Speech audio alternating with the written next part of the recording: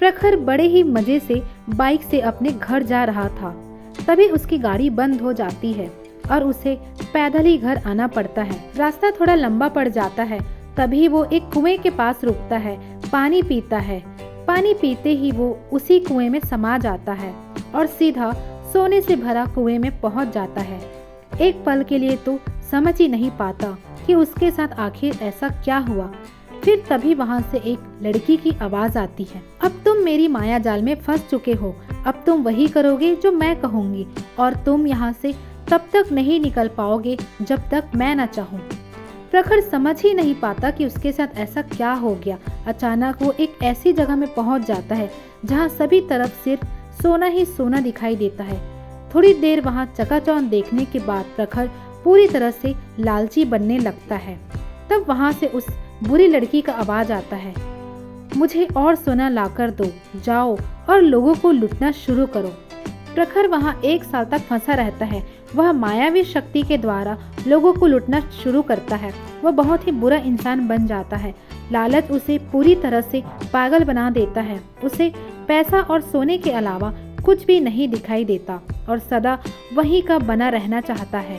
तब प्रखर की मुलाकात एक बाबा से होता है। वो उसे कहते हैं, जो कुछ तुम यहाँ देख रहे हो तुम इसे स्वीकार मत करो और अपनी दुनिया में वापस लौट जाओ। पर प्रखर उनकी बातों को नजरअंदाज करते हुए उसे बुरा कहते हुए वहां से आगे बढ़ जाता है।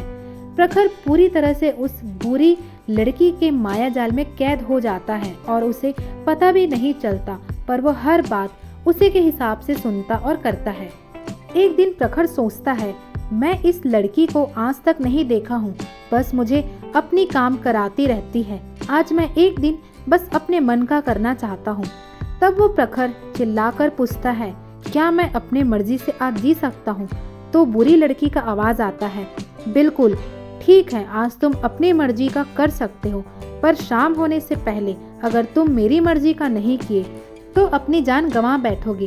प्रखर हाँ कहता है और उसी कुएं के नीचे गहराई में जाना शुरू करता है। प्रखर जैसे जैसे गहराई में जाता है वह पाता है कि उसने कितनी चोरी और कितना लूट मचाया है।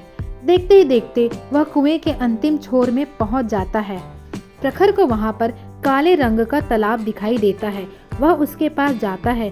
तभी उस काले तालाब से आवाज आता है, कौन हो तुम और यहाँ कैसे आए? प्रखर अचंभव से देखता है और पूछता है, क्या यहाँ भी सिर्फ आवाज आती है या कोई इंसान भी मुझे दिखेगा? मैं पिछले 1 साल से परेशान हो गया हूँ। वहाँ पर उस लड़की का आवाज, वो मुझे अपना सारा काम कराती है। क्या आप भी मेरे सामने नहीं आएंगे, सिर्फ आवाज से ही बात करेंगे? तब वहाँ से फिर से आवाज आता है, मैं तुम्हें इस जन्म में तो नहीं दिख पाऊंगा क्योंकि मैं इस दुनिया में ही नहीं हूँ। और ये जो तालाब कह रहे हो वो तालाब नहीं, दरअसल मेरे दुख से भरा हुआ तालाब है।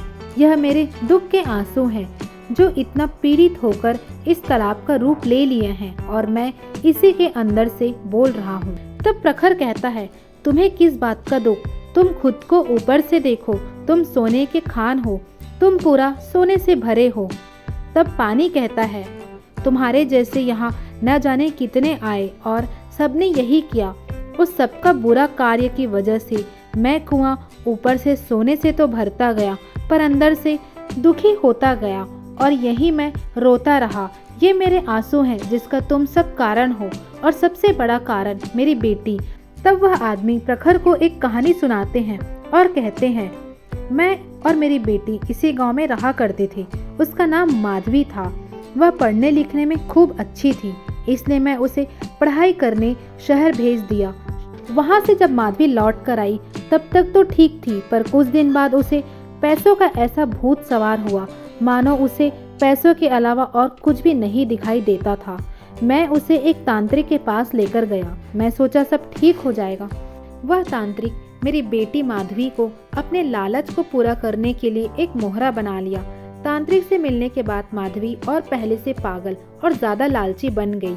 वो एक दिन घर छोड़कर चली गई और मैं उसी की याद में बूढ़ा होकर दुनिया छोड़ गया। तब प्रखर कहता है कि मैं माधवी को ढूंढने में आपकी मदद करूंगा। तब फिर से उस बूढ़े आदमी का आवाज आता है और कहता है, न ही तुम मुझे देख पाओगे और न ही माधवी को। हम दोनों कई साल पहले इस दुनिया को छोड़कर जा चुके हैं। तब प्रखर और भी अधिक दुखी हो जाता है और कहता है, माधवी का लालच ने मुझे अंधा बना दिया और इस मायावी कुआं में फंसा दिया, इसलिए मैं भी आज सोने के पीछे पागल हो चुका हूँ, पर आपने मेरी आंखें खोल दी। अब बताओ मैं माधवी और आपको कैसे मुक्ति दिला पाऊंगा। तब वह बूढ़ा आदमी कहते हैं, मेरी बेटी का लालच तभी समाप्त होगा जब तुम इस मेरे दुख के कुएं का पानी को उसके सारे सोने में छिड़क आओगे। तब प्रखर बिल्कुल ऐसा ही करता है, उस पानी को लेकर अपने साथ जाता है और धीरे धीरे करके उस पूरे कुएं में उस पानी को छिड़काव करना शुरू कर देता है। कुछ ही देर में माधवी और बाबा की आत्मा को शांति मिल जाता है। वह दोनों उस कुएं को छोड़कर मुक्त हो जाते हैं। कुएं में फिर से ताज़ा पानी भरने लगता है। प्रखर भी सही सलामत उसी कुएं से बाहर आता है और आकर अपने दोस्तों को सारा कहानी बताता है, पर कोई भी उसकी कहानी में भरोसा नहीं करते। सब प्रखर को पागल समझकर हंसने लगते हैं। तो दोस्तों कहानी खत्म हुई। स्वस्थ रहे, मस्त रहे, सबको साथ लेकर चले। Thank you so much for listening.